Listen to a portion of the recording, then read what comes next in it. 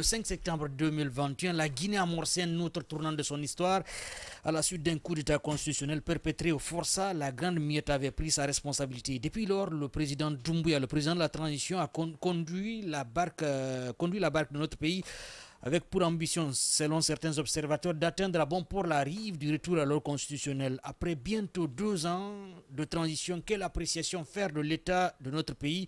Thierno So, gestionnaire de projet et fondateur de l'ONG des paroles et des actes, est notre invité. Il va nous répondre également sur des questions de gestion environnementale. Bonjour et bonne arrivée, monsieur So.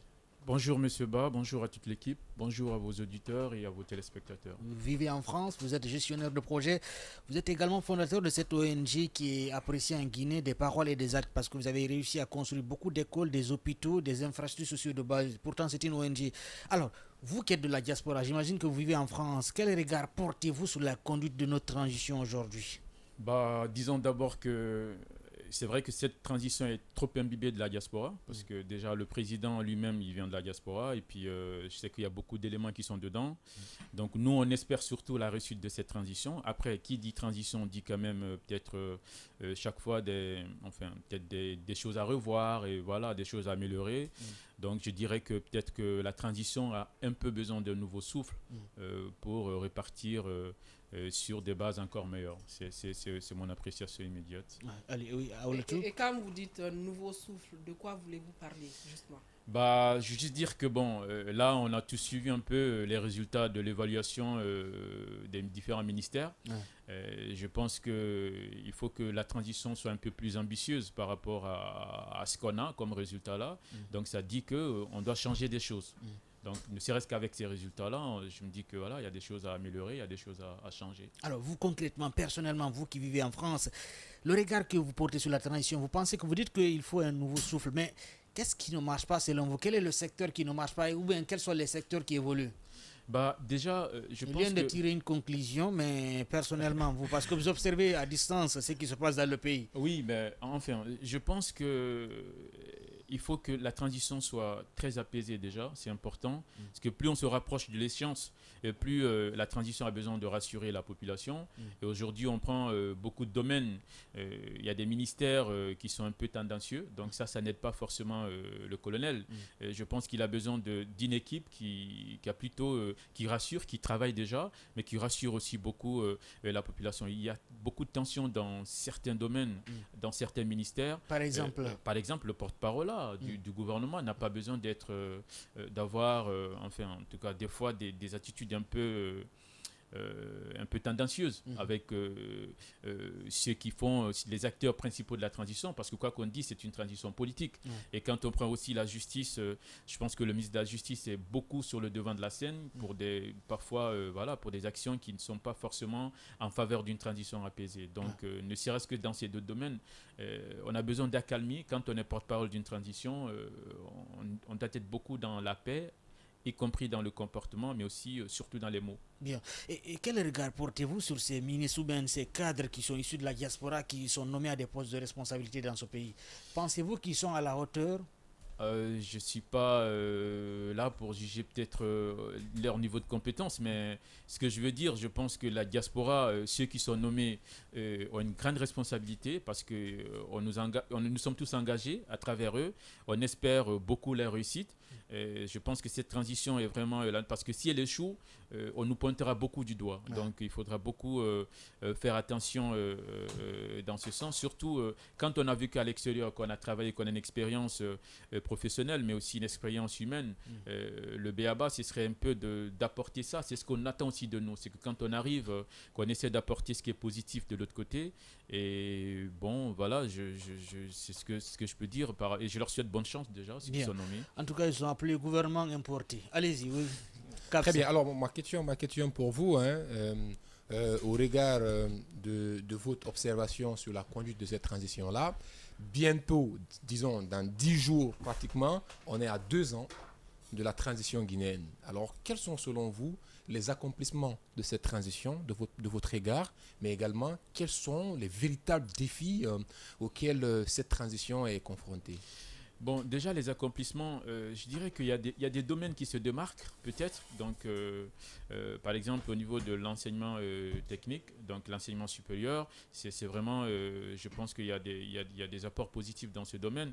Et même quand on prend aussi le ministre des Finances, Monsieur Cissé, je crois, qui quand même réussit à avoir une transition qui n'est pas trop sous l'eau par rapport, ne serait-ce que même par rapport à la fluctuation avec les monnaies étrangères, mais aussi quand on prend le domaine des infrastructures, je pense qu'ils sont en train de faire des efforts dans ce sens. On a pas mal de projets qui sont en cours, qui sont entamés, mais bon, on va un peu non-obster ce qui a été dit tout à l'heure par rapport à une entreprise sur une infrastructure, mais sinon, dans l'ensemble, on voit plutôt qu'ils se bougent bien dans ces domaines-là, donc je peux juger. Maintenant, la seconde question, c'était... Ah, les défis, bah écoutez, c'est surtout l'apaisement d'abord. Une transition doit être apaisée, doit être très inclusive. Il ne faut pas qu'on trompe le colonel en le faisant. Ce n'est pas parce qu'on est sous une transition militaire qu'il faut montrer tout le temps les biceps. Même les civils, justement les civils qui sont dans ce gouvernement, ça doit être leur rapport. Yeah. Le côté pacifiste ou pacifique d'une transition qui sera mise à bout avec des acteurs qui sont concernés par cette transition. Bien, Thierno, gestionnaire de projet, fondateur de l'ONG des paroles et des actes. Oui, Félix. Oui, on a beaucoup d'échos de ce qui se passe à l'intérieur des différents départements ministériels, notamment avec ces diaspos. La difficulté aujourd'hui, c'est... Visiblement, il n'aime pas qu'il soit appelé diaspora. Écoutez, il faut appeler le chat par son nom. La difficulté aujourd'hui, c'est cette cohésion entre les cadres guinéens qui, depuis longtemps, ont évolué en Guinée et, comment dirais-je, ces diaspos qui sont venus aujourd'hui parce qu'il y a même ces départements où soit le ministre n'a vraiment pas de bon rapport avec soit le chef de cabinet ou le secrétaire général. Pour vous, aujourd'hui, que devait faire la diaspora en réalité pour l'apaisement? Je parle même à l'interne même des départements pour que la transition puisse marcher bien.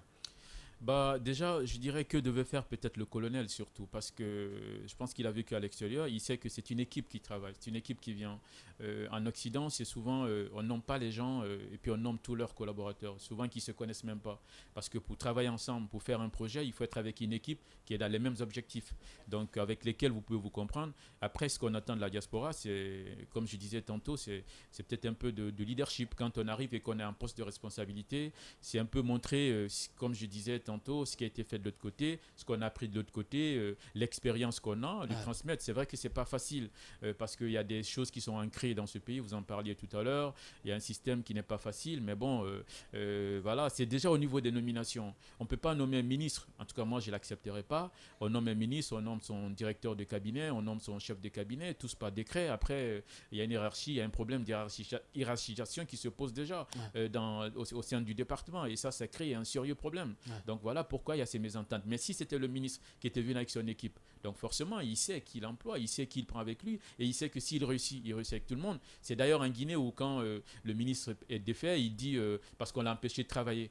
Donc aussi bien au niveau de la présidence de la présidence ou qu'au niveau de son département. C'est parce qu'il n'était pas avec une équipe en cohésion avec son équipe. Et ça, c'est fondamental. Il faut vraiment qu'on revoie cela dans les nominations. On ne peut pas nommer en Occident, on ne peut pas nommer un ministre et nommer tout son cabinet après par décret. C'est pas possible. C'est vrai qu'ici, dans ce pays, il y a des chefs de cabinet qui sont plus forts que même le ministre parfois. Non, cependant, il est de la responsabilité du ministre en tant que manager de faire ce qu'il faut pour envoyer les autres à adhérer à sa vision. Cependant, si ce ministre il en est incapable, donc quelque part, son management peut être pointé du doigt. Après, il y a ces gens aussi qu'on ne peut pas faire revenir à la raison, tout naturellement. On a vu ici autant d'Alpha Condé ou des simples directeurs qui sont plus forts que le ministre. Voilà, ils sont prétentieux, ils savent qui les a proposés, ils sont parrainés. C'est pas toi qui m'envoies ici, je suis venu ici par décret. Je connais une histoire entre... Vous avez vu récemment, ça devient trop facile, ça devient trop facile pour nos cadres de la République de trouver comme excuse du fait que j'ai mon directeur, j'ai mon chef de cabinet, j'ai mon secrétaire général qui est plus fort, qui a un contact direct avec la présidence, mais si tu penses que tu ne peux pas mettre en œuvre la politique de ton gouvernement, de ton département qui t'a été confié, bah il faut partir. Si tu acceptes de rester, n'ont pas cette culture de démission. Plus cette excuse-là, parce que des fois, ça s'apparente également à de l'incompétence de leur part. Une faiblesse également. Allez-y, oui. Non, je voulais juste l'expliquer, une petite histoire qu'on m'a racontée comme ça, entre un ministre et je crois un directeur national. En fait, pour intimider le ministre, il appelle le président, il dit, mais le président vous parle, tenez. Un directeur Non, national. il faut le dire, c'est au ministère de la Jeunesse. Évidemment, non, un directeur ça, il faut national. le dire. Allez-y. On Qui nous appelle le apprend. président. Des révélations, allez-y. Au Vous tournez. FONIGE, c'est le directeur du FONIGE qui vient avec le téléphone, il y a le président qui veut vous parler.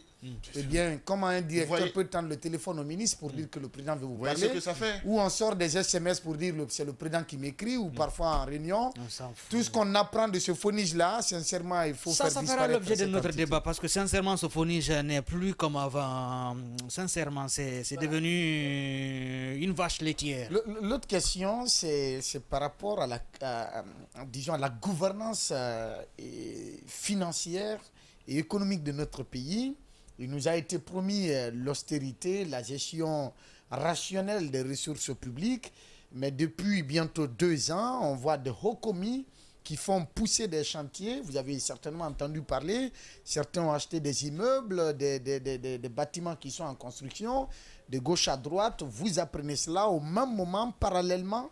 Il y a des anciens commis de la gouvernance d'Alpha Condé qui sont trimballés devant la CRIEF et qui sont en train de croupir aujourd'hui en prison. Sans aboutissement depuis bientôt, pour certains, plus d'1 mois et plus d'1 an plutôt. Quel regard portez-vous sur cet aspect-là quand on voit les gouvernants s'enrichir d'un côté et qui sont en train de faire payer à d'autres leur gestion d'une manière jusqu'ici non explicitée? Je pense que la patte nouvelle de cette transition, c'est la CRIEF. Après, est-ce que tout à l'heure on en parlait? Je pense qu'au niveau de la justice, il y a beaucoup de choses pour moi à revoir, y compris au niveau de la CRIEF.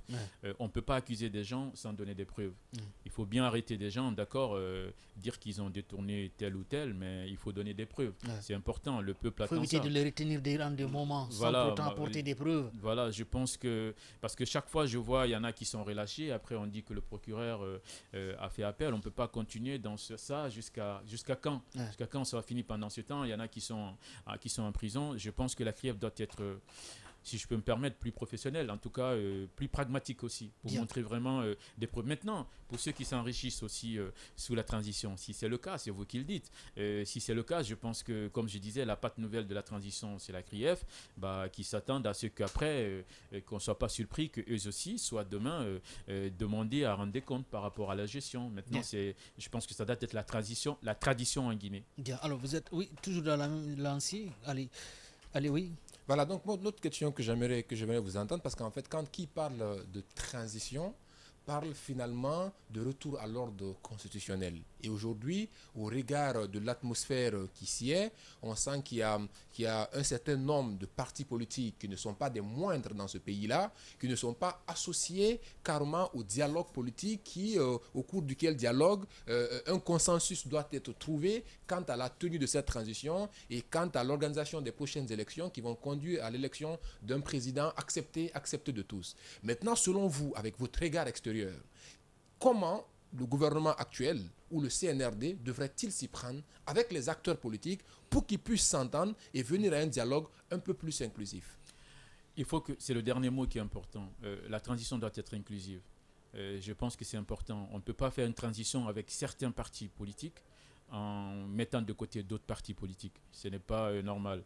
Je pense que le président doit prendre ses responsabilités pour essayer d'appeler les responsables des autres partis, pour discuter avec eux, pour essayer de décanter les choses. On a vu le Premier ministre qui a conduit, je pense, un dialogue, mais c'était un dialogue vraiment, entre guillemets, exclusif, parce qu'il y avait beaucoup de partis qui n'étaient pas représentés, non des moindres, comme vous disiez tout à l'heure.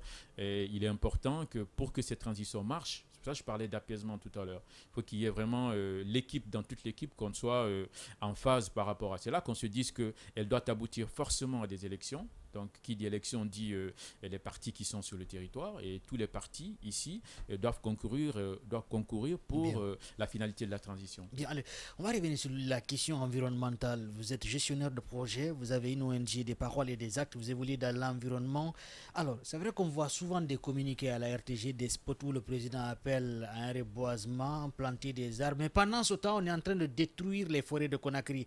C'est notamment celle d'Anta, où un commis de l'État, même un haut placé de l'armée, qui est en train de construire, en train de casser la forêt et puis construire des maisons. N'est-ce pas paradoxe de voir d'un côté Sospot qui passe à la RTG et pendant ce temps, des hauts commis qui nous gouvernent aujourd'hui, qui détruisent les forêts et qui construisent. Bon, j'avoue qu'on évolue dans beaucoup de domaines. J'espère que vous me poserez des questions sur les autres domaines. Mais dans le domaine environnemental, effectivement, il y a nos forêts qui sont agressées. Donc, pas que la forêt d'Anta. Vous prenez la forêt de Demoudoula, c'est souvent des très belles constructions qui sont là. Donc, c'est dire que c'est des personnes qui sont plus ou moins, en tout cas, qui ont une certaine influence dans le pays, donc qui se permettent cette illégalité. Et la responsabilité doit venir là encore de l'État. Donc, s'il n'y a pas l'autorité, nous, on se bat dans ce domaine depuis maintenant que nous existons fin 2016. L'année dernière, on a planté par exemple 200 plants dans la forêt de Demoudoula. Cette année, c'est 500 plants. On essaie de sensibiliser la population parce que des fois, c'est elle-même qui contribue aussi à la dégradation de l'environnement. Il y a un petit marigot qui est là, tout le monde se permet de jeter des ordures dedans. Donc, on passe par des campagnes de sensibilisation pour leur expliquer. Vous êtes les premiers impactés par ce qui sera fait ici, de ce dont vous êtes responsable aujourd'hui. Donc, c'est dire que... Et puis, on a vu le mois de l'environnement en Guinée, on ne l'a pas senti. Donc, on dirait qu'il n'y a pas un ministère qui est chargé de ce domaine. Ailleurs, on est en saison pluvieuse, on voit des fois, on est confronté à des températures très élevées. Je pense que ça devrait interpeller tout le monde pour passer au reboisement. C'est une bonne chose que le président initie une campagne comme ça. Maintenant, il faut que ça suive. Il faut vraiment qu'on montre l'exemple et il faut qu'on soit très autoritaire pour montrer vraiment, parce que le défi du millénaire, le défi de ce centenaire, c'est vraiment le climat. Donc il faut qu'on soit tous dedans. Comment faire adhérer des citoyens à une politique environnementale de protection quand ces citoyens-là sont confrontés à la question de bois de chauffe, où ils détruisent nos forêts pour en faire des bois de chauffe ou du charbon, ou même quand, en leur présence, certains viennent agresser les bordures de mer pour construire et que eux, ils n'ont pas d'explication à ça. Comment leur faire adhérer quand les pratiques même ne les convainquent pas de l'enjeu? Ce que je disais tantôt, c'est surtout c'est une question de, comment je vais dire, ceux qui viennent, c'est souvent des gens qui ont une certaine casquette. Donc, ce qui fait que la population ne peut pas faire grand-chose, parce que même quand elle essaie de s'opposer, par exemple, à ce qu'on agresse une forêt ou un marigot, ou en tout cas... un bras de mer. Voilà, un bras de mer. Voilà, après, c'est notre autorité qui débarque pour les en empêcher. Donc, ce qui fait que il faut qu'on soit dans la sensibilisation, il faut qu'on responsabilise les chefs secteurs qui sont à côté de ces... Eux-mêmes très souvent complices. Voilà, donc... et puis, mais surtout, la présence de l'État. Il faut qu'on sente la présence de l'État. Pour sauver l'environnement, il faut une grande implication de l'État. Bien, Ali Aoulatissou. Vous l'avez dit tout de suite là, chaque année vous plantez des arbres au niveau des forêts. Est-ce qu'il y a un suivi? Vous revenez après pour voir comment ça évolue dans ces forêts-là et quel type de ministère aujourd'hui d'environnement vous suggérez à la Guinée pour que la donne change vraiment? Toutes les forêts, vous l'avez vous-même évoqué, sont agressées. C'est pas la forêt de Dabomba qui fait exception, c'est des lavages qui s'installent, c'est des vendeurs de médicaments traditionnels, des vendeurs de tentes, de bœufs et tout ce qui s'ensuit. Oui, notre ONG, c'est une ONG franco-guinéenne, donc on a une équipe sur place. À chaque fois qu'on fait un projet qui revient, il y a un suivi, il y a une pérennisation, mais aussi un suivi de ce que nous faisons sur place. Et ça, par exemple, là, on a monté un projet pour aussi faire le nettoyage et l'aménagement de la forêt de Demoudoula, pour servir d'exemple, en y mettant des tables bancs, comme ça se passe de l'autre côté. Donc, il y a des forêts qui sont là, mais qui sont plus ou moins équipées. Il faut des toilettes publiques. Sinon, voilà, c'est l'incivilité qui est là. Il faut qu'il y ait des poubelles qui sont installées. Il faut qu'il y ait un système pour les riverains qui sachent que ce n'est pas normal. Souvent, d'ailleurs, ceux qui habitent à côté, comme je disais, c'est des gens qui ont des moyens. Pourquoi ils ne vont pas s'abonner pour leurs déchets que d'aller jeter encore les ordures dans cette forêt-là? Donc, il y a ce suivi. Maintenant, par rapport au type de ministère de l'environnement, il faut que ce soit un ministère très engagé, très sur le terrain. Il faut être sur le terrain. Pour l'environnement, il faut être sur le terrain parce qu'il y a d'abord besoin de sensibilisation, de beaucoup de sensibilisation. On peut le faire qu'en étant sur le terrain et puis par des actions. Des actions aussi, il faut les faire sur le terrain. Le reboisement, profiter du mois de l'environnement pour planter pas mal, pour reboiser pas mal de forêts, mais même en dehors aussi, contribuer au nettoyage, au ramassage, pour rendre propre nos forêts. Ça, c'est important. C'est le b.a.-ba. C'est le type de ministère qu'on peut souhaiter. Bien. Thierno Sou, gestionnaire de projet, fondateur de l'ONG des paroles et des actes. Oui, Caps. Voilà, alors Monsieur Sow, je viens vous ramener à nouveau sur des questions politiques et qui parlent de transition, encore une fois, c'est l'organisation des élections. Et aujourd'hui, au regard de ce qui se passe ici en Guinée, on a un chronogramme où, pour mettre en œuvre les 10 activités inscrites au sein du chronogramme, on nous parle de 600 millions de dollars. Et pour la mobilisation des 600 millions de dollars, la Guinée, pour le moment, n'a pu mobiliser que 40 millions. Ce qui veut dire qu'on a un manque à gagner de 560 millions de francs guinéens.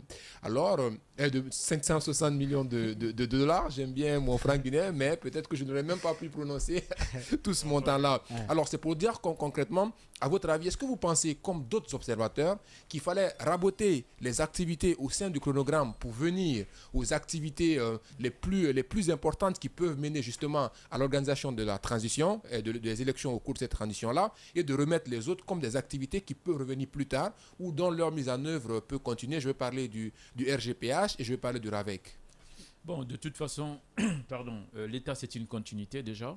Donc, effectivement, il y a des choses peut-être qui peuvent se faire après. Mais bon, même ce qui va être fait maintenant, il faut que ce soit de façon inclusive. Si tous les acteurs se retrouvent autour d'une table et qu'ils décident de ce qui sera fait, et le montant, là, la transition demande 600 millions, comme vous disiez tout à l'heure, mais est-ce que c'est un consensus? Est-ce que les autres sont d'accord sur des dépenses comme ça? Si tout le monde était autour de la table, peut-être qu'ils avaient des explications pour effectivement montrer que c'est le montant dont on a besoin pour avoir une transition aboutie. Tout est question de, je dirais, de consensus, voilà, d'échange et de consensus, c'est ça. Et si cette transition doit aboutir, quel que soit ce qu'on fera sur le plan de développement, il faudrait qu'à la fin, au moment des élections, qu'on parte avec de façon très apaisée et de façon très inclusive. Parce que la réalité, c'est qu'aujourd'hui, quand on regarde là, on a passé pratiquement 2 années et on n'a pu mobiliser que 40 millions de dollars.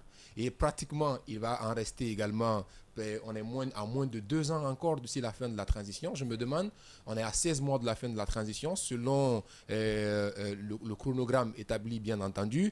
Est-ce que finalement, on peut dire que ça sera tenable pour le gouvernement guinéen, avec entre autres ses partenaires, pour mobiliser ce manque à gagner là, ou est-ce qu'on peut dire tout droit qu'on s'achemine vers un glissement? S'il y a l'inclusivité, je pense que c'est possible parce qu'il y a beaucoup d'acteurs internationaux qui n'accompagnent pas aujourd'hui la Guinée par rapport justement au fait qu'il y a ces questions d'inclusivité qui se posent au niveau des acteurs politiques en Guinée. Et je suis sûr que si tout le monde est autour de la table et qu'il y a un consensus, que tout le monde s'entende, peut-être qu'il y a des acteurs qui mettront la main à la poche et que ce montant sera plutôt vite comptabilisé. Donc il faut voir ça comme ça. Allez, on va revenir sur l'ONG avec des paroles et des actes au-delà de l'environnement. Oui, Alphonse, peut-être sur un autre angle. L'autre chose, sur la question de l'environnement, aujourd'hui il y a une brigade de répression qui est mise en place au-delà du service de gardes forestiers.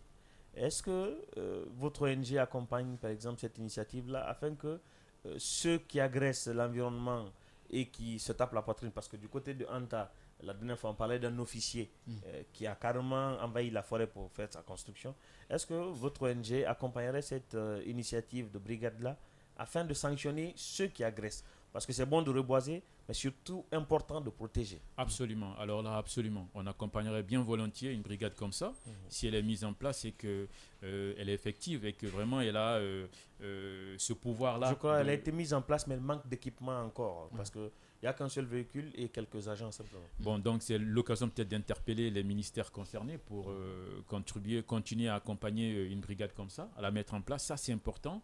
Et que voilà, nous autres ONG, nous accompagnerons bien volontiers une initiative comme ça. Bien, oui, on l'a tout. Votre relation la relation plutôt entre votre ONG et le ministère de l'Environnement en Guinée? À date, il n'y a pas de relation directe. Donc, à date, il n'y a pas de relation directe. Mais bon, on n'empêche que nous, on fait ce qu'on peut. On a fait aussi le premier pas. À chaque fois qu'on doit reboiser quelque part, les autorités sont informées. Aujourd'hui, le ministère connaît notre existence, le ministère de l'Environnement. Maintenant, on va essayer d'avoir un partenariat avec eux. C'est notre but aussi. Donc, on fera les démarches dans ce sens. Ouais. Alors, appuyez le bouton. Vous nous dites que vous êtes dans plusieurs activités, vous réalisez plusieurs activités ici en Guinée. Quelles sont les activités au-delà donc de celles environnementales que vous réalisez en Guinée?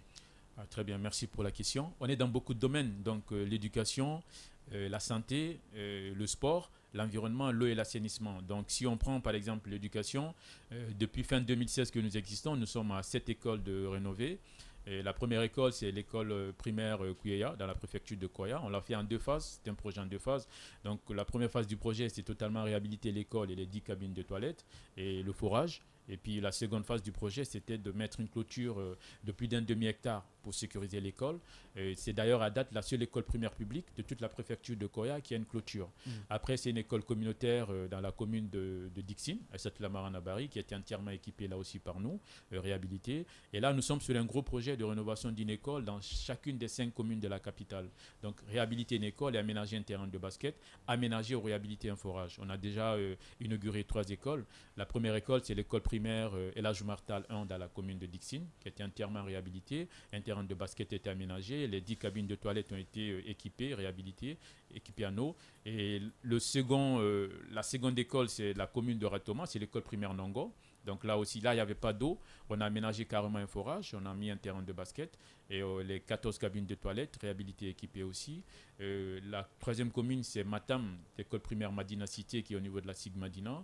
Les 16 classes ont été totalement réhabilitées. Les 14 cabines de toilettes totalement réhabilitées, équipées. Le forage réhabilité. Un terrain de basket aménagé. Il nous reste 2 écoles. C'est l'école primaire Tanene, dans la commune de Matoto, que vous devez connaître, parce que c'était l'une des écoles les plus piteuses pratiquement de la capitale, je dirais. Et là, les travaux ont avancé à 95%. Il ne reste que la peinture. On le fera pour l'inaugurer à la rentrée. Et puis, il y a l'école primaire Frédérico Mayor dans la commune de Kaloum. On a déjà fait venir une jeune étudiante française en Guinée avec la fondation Fombal qui a formé les enfants pendant 1 mois. Donc ça, c'est dans le domaine de l'éducation. Dans le domaine de la santé, on a déjà fait venir une ambulance et des équipements médicaux pour le centre de santé de Moussaya, c'est dans la préfecture de Fort-Kaya. On a réhabilité les 28 cabines de toilettes de Corentin, aménagé une esplanade et puis mis des bancs publics. On a réhabilité le centre de santé de Afia 1 qui regroupe 8 quartiers, donc près de 100 000 âmes. D'ailleurs, le centre de maternité était fermé depuis 12 ans. C'est grâce à notre réhabilitation que ce centre a repris. On a fait venir récemment en Guinée un expert français en gestion des déchets biomédicaux qui a formé les 30 services de Enyasdine et les 4 centres de santé de la commune de Dixine. On a mis en place une coopération médicale entre le CHR d'Orléans, qui est l'un des plus grands centres hospitaliers en France, et les 2 CHU de Conakry, c'est-à-dire Donka et Enyasdine, dans 7 spécialités, axées sous 3 volets. L'arrivée de médecins et chirurgiens français en Guinée, ils seront là au mois de novembre de cette année. La réception de médecins chirurgiens guinéens dans chacune de ces spécialités dans ce centre chaque année pour des stages allant jusqu'à 6 mois. Et puis l'envoi d'équipements et matériels médicaux. On vient de signer une convention avec une structure française pour équiper les hôpitaux et les centres hospitaliers en Guinée. Donc je suis même là dans ce cadre pour un plaidoyer parce que pour le transport et les dédouanements, ça on ne peut pas prendre en charge. On peut trouver les équipements, on peut les avoir, mais pour le transport et les dédouanements, il faudra que l'État s'implique. C'est un projet qu'on ne peut pas porter seul. Vu toutes ces activités, ça demande beaucoup de moyens. D'où est-ce que vous tirez ces moyens-là? C'est une ONG qui vit en France et à travers des donateurs français ou bien c'est des donateurs guinéens? Parce que rénover plusieurs écoles, faire des forages, ça demande beaucoup d'argent, c'est beaucoup de millions. Absolument. Peut-être que je vais juste finir au niveau de l'eau. On était à Mamou récemment parce qu'on est en train d'aménager un château d'eau de 80 mètres cubes pour la population de Mamon, qu'on a lancé le 18 août, c'est-à-dire le vendredi dernier. Maintenant, par rapport à nos bailleurs, 98% de nos bailleurs à date sont français. Donc, c'est l'occasion d'ailleurs de leur dire merci. Mais depuis le mois dernier, il y a la LONAGUI aussi qui nous accompagne du côté de la Guinée. C'est la première institution en Guinée qui nous accompagne. Bien. Allez, les moyens, vous dites que ça vient des donateurs français. Oui, Alphonse Mara? Surtout par rapport aux donateurs. Aujourd'hui, qu'est-ce qui est fait en Guinée, par exemple, pour mettre en place un mécanisme de suivi? Parce que, en fait, vous rénovez des enceintes qui ont été abandonnées depuis plusieurs années. Quand vous prenez Frédérico Mayor, ces écoles dont vous avez cité, c'était des établissements oubliés.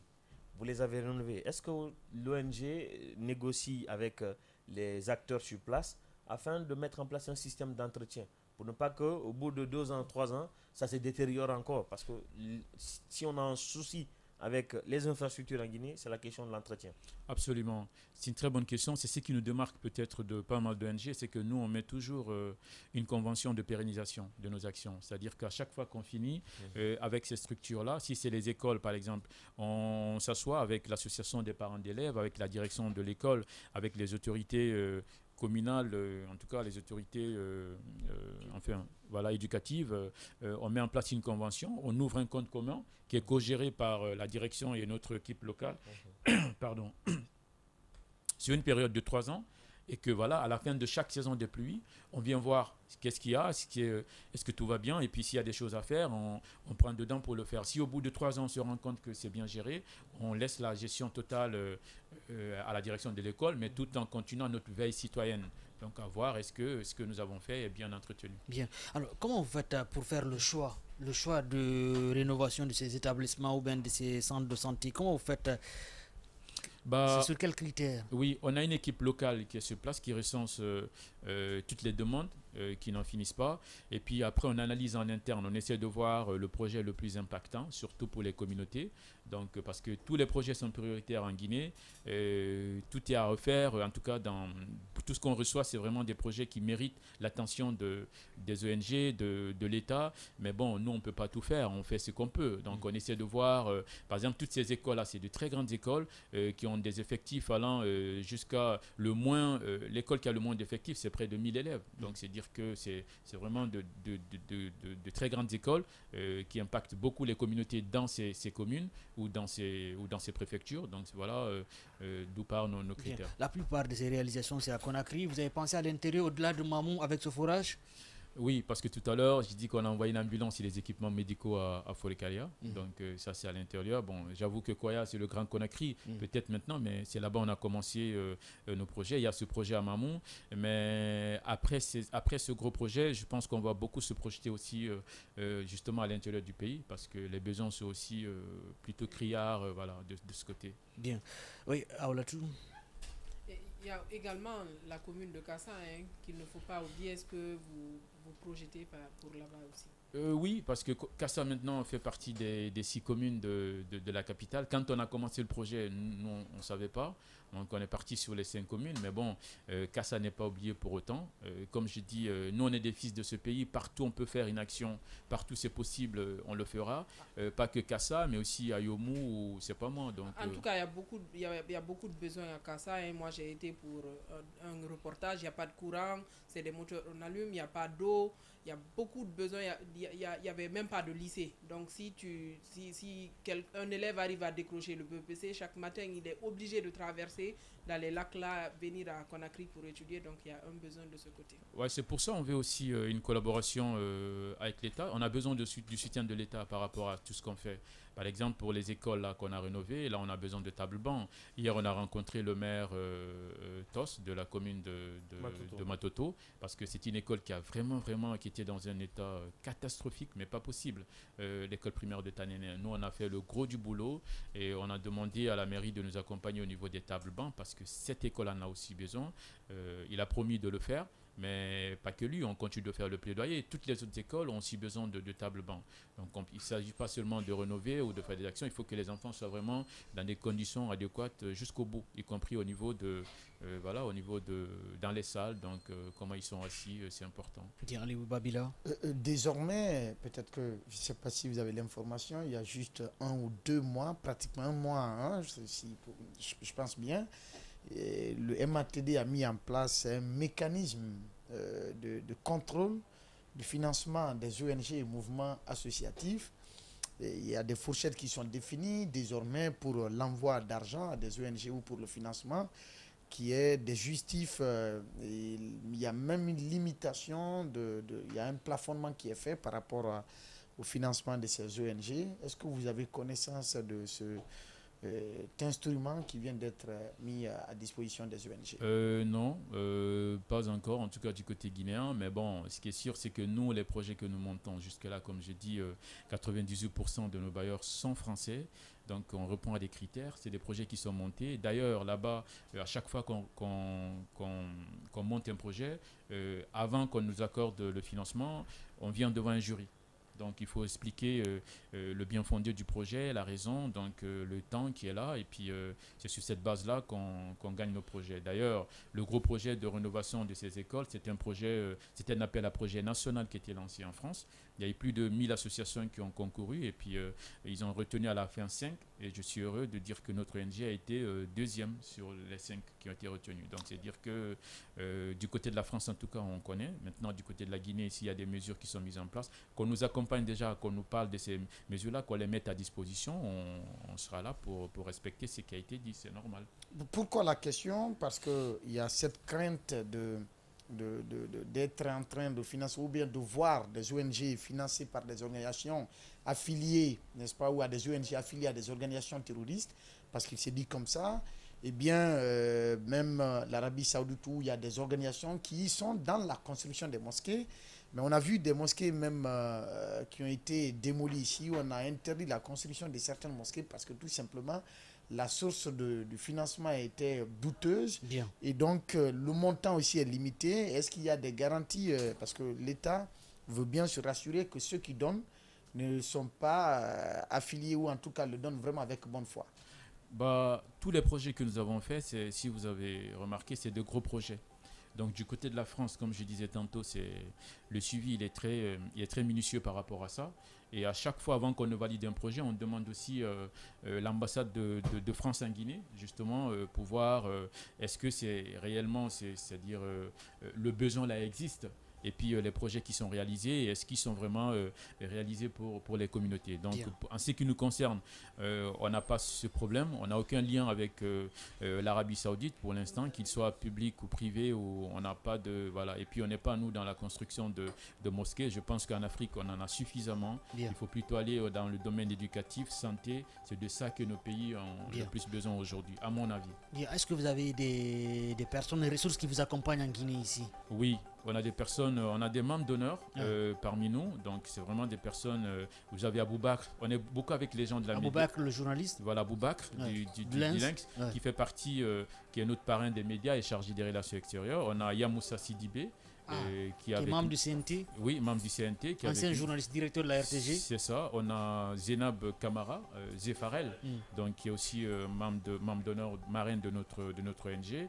Et puis on a Mohamed Bamba Kamara, qui est le PCA de la CNSS, qui est aussi le directeur du SNAP, voilà, qui est avec nous, qui est membre d'honneur depuis maintenant une semaine ou 10 jours comme ça. Et puis voilà, on est en contact direct avec colonel Laminata Diallo, en espérant qu'on aura un soutien de sa part pour supporter une ONG comme la nôtre. Bien, merci beaucoup, à très bientôt et bonne chance à vous. Merci beaucoup, merci pour cette invitation et c'était un plaisir.